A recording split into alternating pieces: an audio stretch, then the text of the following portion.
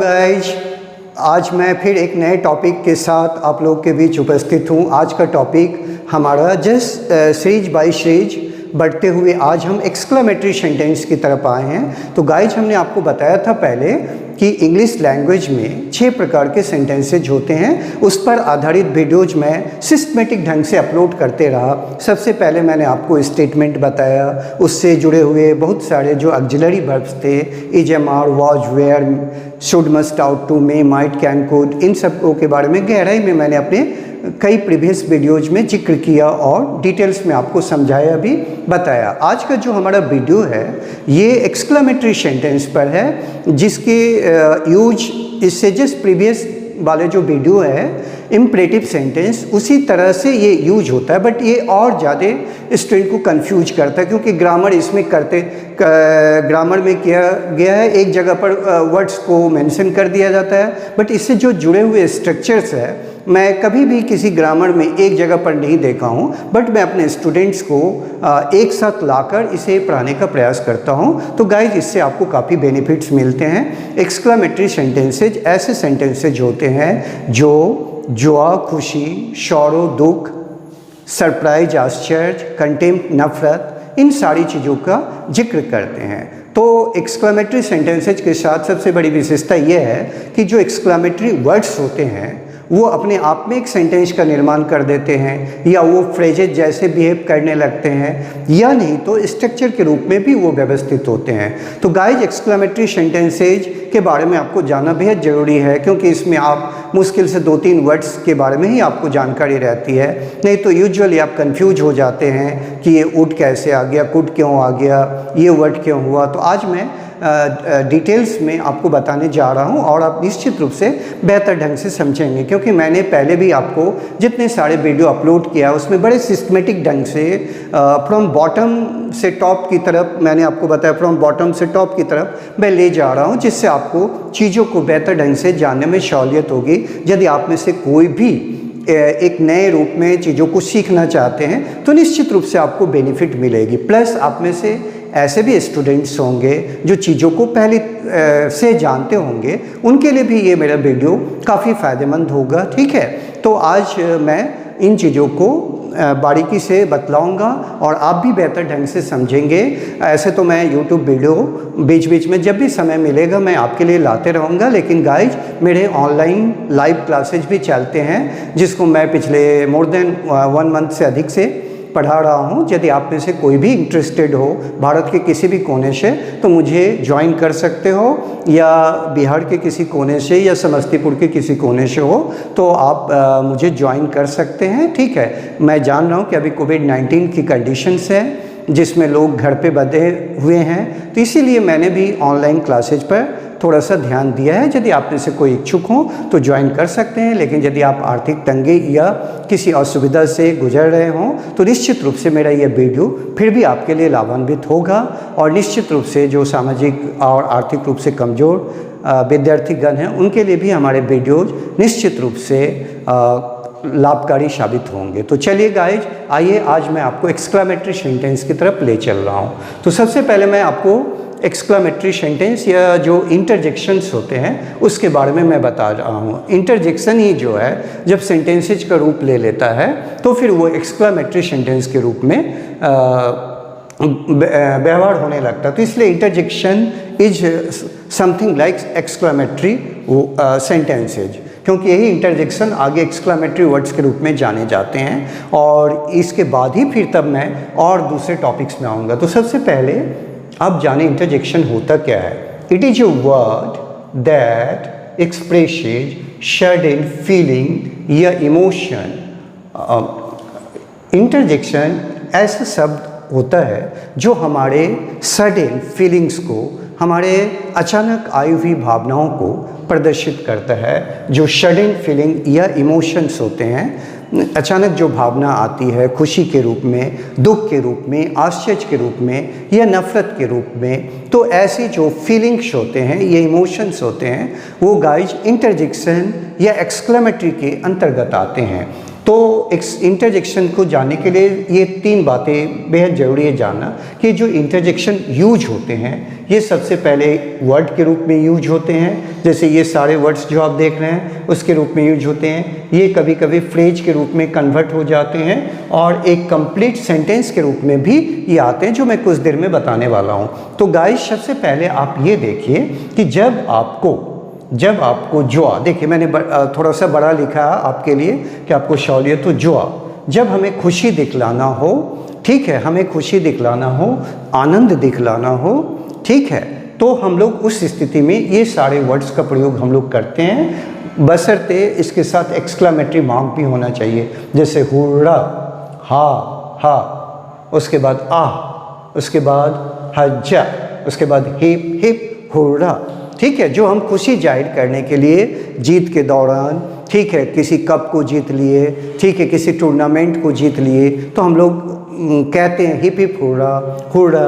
आप भी कहते होंगे खेल के मैदान में, ठीक है। तो निश्चित रूप से इन शब्दों का प्रयोग मैं आगे आपको बता रहा हूँ कि किस तरह से हम इन शब्दों का प्रयोग सेंटेंस में करते हैं। तो गाइज पहले मैं परिचय करवा दूँ। अलास, आ, आमी, हा, अला, ये शौर्य दुख दिखलाने के लिए यूज होता है, जिसमें अलाश और आ का प्रयोग थोड़ा ज़्यादा होता है गाइज, ठीक है। ये हमारे दुख को दिखलाता है। दुख की स्थिति क्या होती है, जब कोई बातें आपके अनुकूल नहीं हो पाता है तब ये दुख होता है। इसमें डेथ भी आ जाते हैं, तो उस स्थिति में भी हम लोग इन शब्दों का प्रयोग करते हैं। हाँ, उसके बाद यदि सरप्राइज दिखलाना हो, आश्चर्य दिखलाना हो गाइज, तो हम लोग यूज करते हैं oh, what, good God, good heavens, और ये बहुत ही पॉपुलर वर्ड है जिसका प्रयोग आप भी स्टिकर में कभी कभी मेरे पोस्ट पे आकर करते हैं और मैं भी आपके पोस्ट पे करता हूँ, दैट इज कॉल्ड वाओ, ठीक है। अब गाइज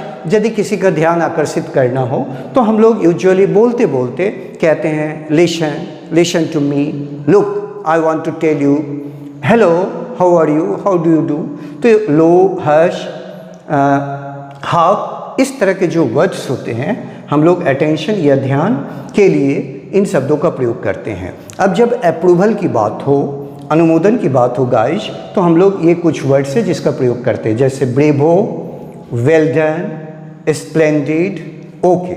ये जो 4 वर्ड्स लिखे गए हैं ये अप्रूवल देते हैं, अनुमोदन देते हैं। फिर ये जो मान लीजिए कोई आपका फेशियल एक्सप्रेशंस है, किसी के काम से आप नाखुश है, गुस्सा आ रहा है, ठीक है, कभी कभी काफ़ी आप परेशान हैं, ठीक है, सामने वाले के एक्शन से आप परेशान हैं, तो ये सब वर्ड है जिससे आप अपने फीलिंग्स को नकारात्मक रूप में दिखलाते हैं, जैसे फाई फाई, छी छी, शेम, लज्जा, बाश, लज्जा, पू पू, छी छी, बहुत शर्म की बात है। तो इस तरह के एक्सप्रेशन से हम सेंटेंस को बनाते हैं। इसके अलावा कुछ मिक्स सेंटेंस होते हैं, यहाँ बताया गया है कंपाउंड इंटरजेक्शन। ये जो इंटरजेक्शन है इनका कोई फिक्स पोजीशन नहीं है और ना तो इनके फिक्स हिंदी होते हैं। ये जितने सारे वर्ड्स आप कहेंगे कि सर इसका हिंदी मीनिंग क्या होता है, इसका हिंदी मीनिंग्स जस्ट इमोशंस होते, फीलिंग्स होते, जो जॉय के रूप में, शौरों के रूप में, सरप्राइज के रूप में, ठीक है, अटेंशन के रूप में, अप्रूवल के रूप में, कंटेम्प्ट के रूप में, कंपाउंड इंटरजेक्शन के रूप में यूज होते हैं। By God, O dear, good heaven's, ये सब पोएम में यूज होते हैं। बाय जॉब, हाँ, उसके बाद है हाँ, आ मी, वेल डन। तो गाइज अब मैं इस पर सेंटेंस बता रहा हूँ। यदि जॉय की बात करना हो, जैसे जॉय है खुशी, तो 2 सेंटेंस है, जैसे हुर्रा, ये हम लोग कह सकते हैं hip hip hurrah, we have won the match, आज हम लोगों ने मैच जीत लिया है, ठीक है, हम लोगों ने गोल्ड कप टूर्नामेंट जीत लिया है, ये हम लोग जीत चुके हैं। तो इस तरह के जो एक्सप्रेशंस होते हैं हमारी खुशी की फीलिंग्स को दिखलाए, हमारे जॉय को दिखलाए, तो गाइज हम लोग हुर्रा का प्रयोग करते हैं। उसके बाद हा, हियर इज़ द प्राइड, ये भी खुशी को जाहिर कर रहा है। हा, हियर इज़ द प्राइज, हाँ, यहाँ पर आपका प्राइज है, ठीक है, तो आपका गिफ्ट है या आपका प्राइज है। तो ये चीज़ें खुशी के रूप में हम लोग यूज करते हैं, जैसे hurrah, we are the winners, हाँ, हम लोग विजेता बन गए हैं। Hurrah, we won the competitions, hurrah, we are the champions. तो इस तरह से जो है हम लोग चीज़ों को गाइज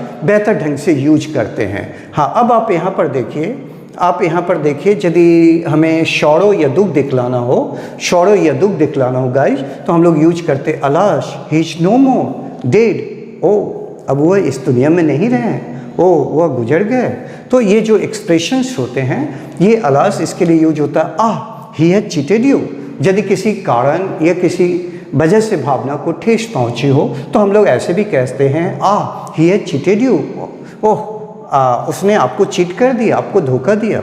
गाइस यदि सरप्राइज दिखलाना हो तो oh what a beautiful flower, ओह कितनी खूबसूरत फूल, ठीक है। तो इस तरह से हम लोग आश्चर्य को दिखा रहे हैं। वाओ जो सबसे सटीक वर्ड यहाँ पर है, लोकप्रिय वर्ड है जिसका प्रयोग आप FB फेसबुक पे करते हैं। Wow you look great today, wow आश्चर्य दिखा रहे, आज तुम ज़बरदस्त लग रहे हो, बहुत ही ज़बरदस्त दिखाई पड़ रहे हो। तो ये फीलिंग्स जो है आपके सरप्राइज वंडर फीलिंग्स को दिखलाता है। यदि अटेंशन ध्यान करना है तो यूजुअली हम लोग कहते हैं hello how are you, hello how do you do, hello आप कैसे हो, किस तरह से हो, लुक मेरी तरफ देखो, आई मीन बिजनेस, मैं कुछ काम की बातें करना चाहता हूँ। तो ये जो होते हैं ये अटेंशन सीकिंग वर्ड्स होते हैं जिसका प्रयोग हम लोग ध्यान आकर्षित करने के लिए गाइज करते हैं। यदि किसी का अप्रूवल देना हो, मतलब वो अच्छा काम किया है, ये भी वंडर जैसा ही मिलता जुलता वर्ड है, बट ये अप्रूवल देता आपकी तरफ से। ब्रेव हो, you have done a great job, शाबाश आपने एक बहुत ही ज़बरदस्त काम किया है। तो हम लोग उस समय ब्रेवो एक्सप्रेशन का प्रयोग करते हो। वेल डन माई बॉय, किसी को आप शाबाशी दे रहे हैं, वेल डन माई बॉय, तुमने बहुत अच्छा काम किया, तुमने बहुत अच्छा रिजल्ट लाया है। तो इस तरह के जो एक्सप्रेशंस होते हैं अप्रूवल को देते हैं। अब यदि नफरत दिखलाना हो, कंटेम्प्ट दिखलाना हो गाइज, तो हम ऑलरेडी बताए हैं कि हमारे पास वर्ड्स है फाई फाई पू पू। कंटेम्प्ट वाले में खासियत है कि हम वर्ड को रिपीट कर देते हैं, जैसे एक बार फाइव ही कहते हैं बट वो कम चलता है, क्योंकि गुस्सा दिखा रहे हैं तो वर्ड रिपीटेशन में आ जाता है। फाई फाई पू पू, जैसे fie fie he is a bad player, छी छी वो एक खराब खिलाड़ी है, वो अच्छा नहीं खेलता है, मुझे उसकी खेल पसंद नहीं है। गाइज फिर पू पू you have done a bad thing, छी छी आपने एक बहुत ही गंदा काम किया है, मैं लज्जित हूँ। तो इस तरह के जो एक्सप्रेशंस होते हैं ये हमारे नेगेटिव एक्सप्रेशंस को दिखलाते हैं। By God I miss to tell, oh God, ओ भगवान, ईश्वर की तरफ से मैं ये कहना चाहता हूँ कि निश्चित रूप से मैं तुम्हें कहना भूल गया, मैं तुम्हें मिस कह गया अपनी बातों को कहने। ये सब एक्सप्रेशन ओ डियर, ये सब यूजुअली पोएम्स में अधिक देखने को मिलते हैं, ठीक है। जो पोएट होते हैं वो यूज करते हैं कविताओं में, oh dear believe in my words. यदि आपको बहुत प्यारा है किसी के प्रति तो आप एक्सक्लेम देते हुए, आश्चर्य व्यक्त करते हुए, ठीक है, आप कहते हैं ओ डियर बिलीव इन मी, हाँ आप मुझ पर विश्वास करो। तो गाइज ये कॉमन कुछ वर्ड्स मैंने बताया। अब मैं जो इससे आगे आपको बतलाऊंगा वो स्ट्रक्चर्स होंगे, जो तरह तरह के स्ट्रक्चर्स के बारे में मैं जानकारी दूंगा। तो अब मैं बताने नए स्ट्रक्चर्स के बारे में, तो देखिए नए स्ट्रक्चर्स क्या होंगे आपको। हाँ, अभी तक आपने वर्ड्स के बारे में जानकारी ली गाइज, अब मैं आपको स्ट्रक्चर्स के बारे में बताने जा रहा हूँ। एक छोटा सा स्ट्रक्चर्स है, ठीक है, what plus a noun, what plus a noun, what plus a noun. हाँ, ये जितने एक्सप्रेशंस होते हैं किन चीज़ों को दिखलाते हैं, जैसे गुड को, नाइस को, ठीक है, उसके बाद फाइन या ब्यूटीफुल, ब्यूटीफुल, ब्यूटीफुल, हाँ इस तरह के सेंस में ये वर्ड्स आते हैं। जैसे मैं अभी आपको कहूँ व्हाट ए फिल्म, हाँ इसका अर्थ होगा वाह कितना अच्छा film. What A film means it is a good film, it is a good film. हाँ, बट ये सेंटेंस इसका मीनिंग को बता रहा है, लेकिन इसका अर्थ होगा व्हाट ए फिल्म, आप खुशी दिखा रहे हैं। यूजुअली ये गुड, नाइस, फाइन और ब्यूटीफुल ये सबको दिखलाता है, और ये बहुत ही लोकप्रिय सेंटेंसेज है गाइस। जैसे व्हाट ए फिल्म, आप खुशी दिखा रहे हैं, वाह कितनी अच्छी फिल्म है। हम लोग इसमें एडजेक्टिव को नहीं लाते, एडजेक्टिव कब लाएंगे, जब इस कंडीशन में आप बोलेंगे तब, इट्स ए गुड फिल्म। जैसे व्हाट ए मैच, वाह क्या ज़बरदस्त मैच है, व्हाट ए मैच, क्या ज़बरदस्त मैच है। हाँ, आप इसको यदि सिंपल वे में कहना चाहेंगे वाह कितना अच्छा मैच है, तो आप कहेंगे it is an interesting match. हम लोग इसको वाज लगाकर भी बनाते हैं, it is an interesting match या it was an interesting match. हाँ, बेसिकली आपका सेंटेंस ये है गाइज। हाँ, मैं यहाँ से इसको अलग कर रहा हूँ, ये सेंटेंस आपका है, वो मैं आपको समझाने के लिए बता रहा हूँ। आह कितना अच्छा मैच, आह कितनी अच्छी फिल्म, आह कितनी अच्छी किताब, what a book means it is a very good book, it is a very nice book, it is a very beautiful book, it is an interesting book. ये जितने एडजेक्टिव्स है, और भी एडजेक्टिव्स है, beautiful, nice, pleasant, interesting, excellent, outstanding, तो इस तरह के एडजेक्टिव्स का प्रयोग हम लोग करते हैं। बट हमारा स्ट्रक्चर इसमें बहुत ही फिक्स स्ट्रक्चर है, जिसकी चर्चा ग्रामर एक जगह पर इस चैप्टर के अंतर्गत यूजुअली हिंदी ग्रामर वगैरह नहीं करती है। तो गाइज मैं आपको ला रहा हूँ जिससे आपको समझ में आए कि यही स्ट्रक्चर्स ज़्यादा यूज होते हैं। मैंने यहाँ बताया है ये वर्ड के रूप में, फ्रेज के रूप में और कंप्लीट सेंटेंस के रूप में दिखाई पड़ते हैं। तो वर्ड्स के रूप में तो दिखाई पड़ गया, जो जगह जगह पर यूज होते रहता है वो टेंस के किसी भी रूप में यूज होते हैं, सिंपल पास्ट में भी, सिंपल प्रेजेंट में भी, कभी सिंपल कंटिन्यूस में भी, प्रेजेंट कंटिन्यूस में भी, सिंपल फ्यूचर में, तरह तरह से वो यूज होते हैं। बट ये एक फिक्स स्ट्रक्चर है, इसलिए मैंने इसको आपको बताया। ये word plus noun is your exclamative structure. दूसरा स्ट्रक्चर थोड़ा अजीब सा है, ठीक है, बट इसको भी आप जानें, दूसरे स्ट्रक्चर को भी आप ठीक तरह से जानें। हाँ, इसमें आपको ध्यान देना होगा गाइज, ओ वर्ड लगते हैं, ओ या oh to be, oh to be, oh to be, फिर लगते हैं वुड, फिर लगते हैं वुड दैट, और उसके बाद एक वर्ड लगते हैं इफ़ ओनली, इफ़ ओनली। हाँ, इस शब्द वर्ड को याद रखिएगा ठीक से। हाँ, इफ़ ओनली। उसके बाद हमारा ये वर्ड यहाँ पर वुड या कुड आ जाता है, वुड या कुड। हाँ, ये दो हेल्पिंग वर्ब यूजुअली आते हैं, प्लस V1 प्लस ऑब्जेक्ट आ जाते हैं।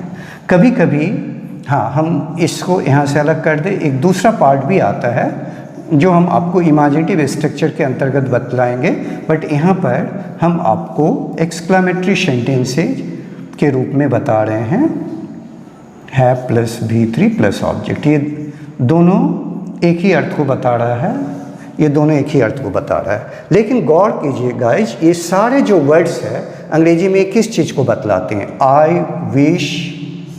हाँ, ये आई विश को बतलाते हैं। काश, हाँ, हिंदी में हम लोग इसको कहते हैं काश, ठीक है। हाँ, मतलब आप शुभकामना दिखलाते हैं। जैसे आप देखिए, ये जितने सारे सेंटेंस है, मैं इस पर दो तीन सेंटेंस बता रहा हूँ। ओ काश मैं लंदन गया होता, I would go to London, I wish, oh I would go to London. आप चाहे तो इसको I would have gone to London भी कह सकते हैं।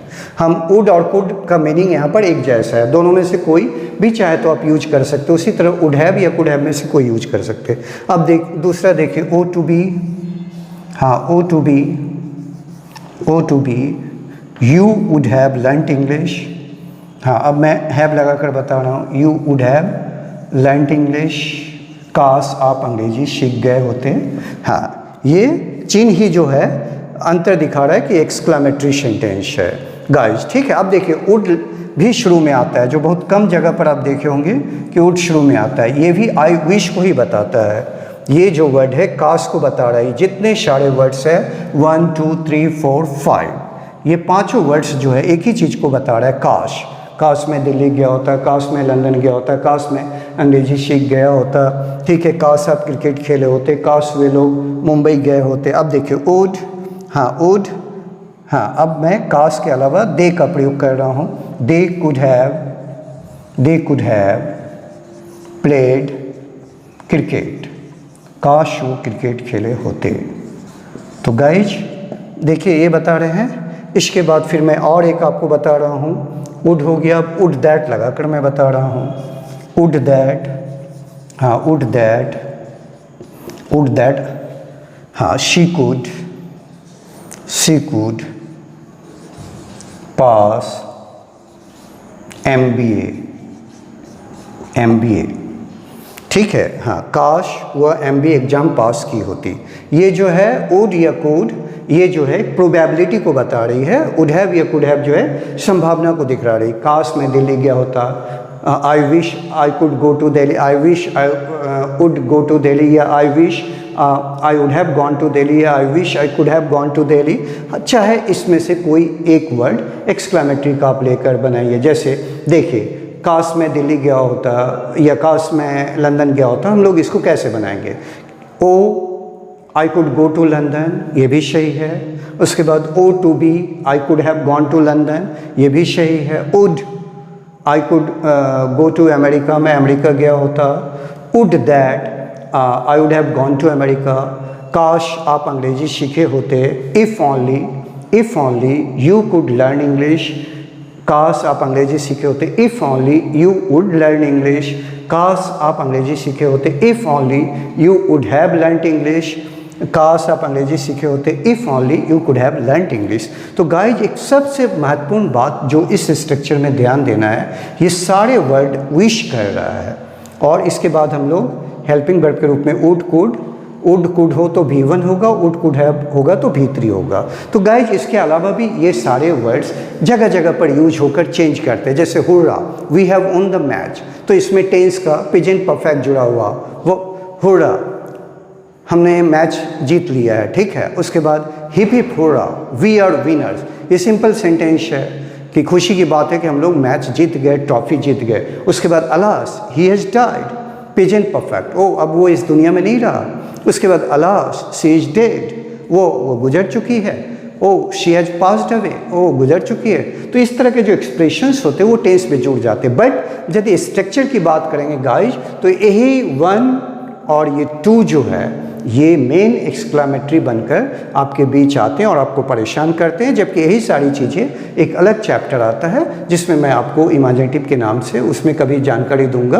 तो इन सारे स्ट्रक्चर्स के द्वारा आप अपने खुशी, जॉय, अपने शौरो, अपने वंडर, अपने सरप्राइज इत्यादि को दिखला सकते हैं। तो गाइज, मुझे लगता है कि अब आप लोग मेरे पूरे टॉपिक को अच्छी तरह से समझ गए होंगे और निश्चित रूप से अब आप इन शब्दों का प्रयोग एक्सक्लेमेटरी वर्ड्स के रूप में, इंटरजेक्शन के रूप में जगह जगह पर आप यूज कर सकते हैं। क्योंकि ये इम्परेटिव सेंटेंस से बहुत हद तक 30% 40% मिलता जुलता है। इसलिए इस तरह के शब्दों का प्रयोग इम्परेटिव सेंटेंस, जो मेरा प्रीवियस वीडियो था उसमें भी मदद करेगा। तो guys, I am just trying to fulfil my promise of giving you the best so far as with my marathon experiences of 25 years of English teaching to the students of this Bihar and from different parts of India, where they are serving in good jobs, in good positions, just because somewhere I was a part of their story.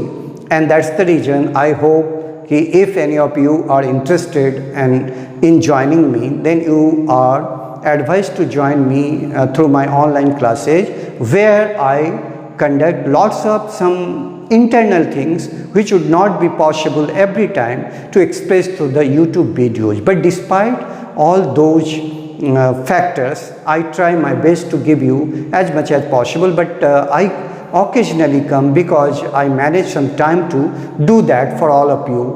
Because already I give time to my live classes.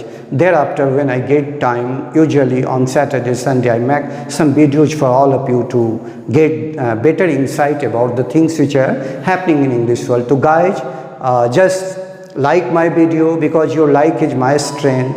Just support my video because your support is a big fillip to my new ideas of creating new videos for all of you. And your subscription makes me that you have shown interest in my video. So guys, take care during COVID time. Stay strong, stay safe, and never go out of your room when the situations have deteriorated. If you go out of your room, then just wear your mask, maintain social distancing, and keep on washing your hands as frequently as possible, including using the sanitizer. Okay guys, bye bye, take care.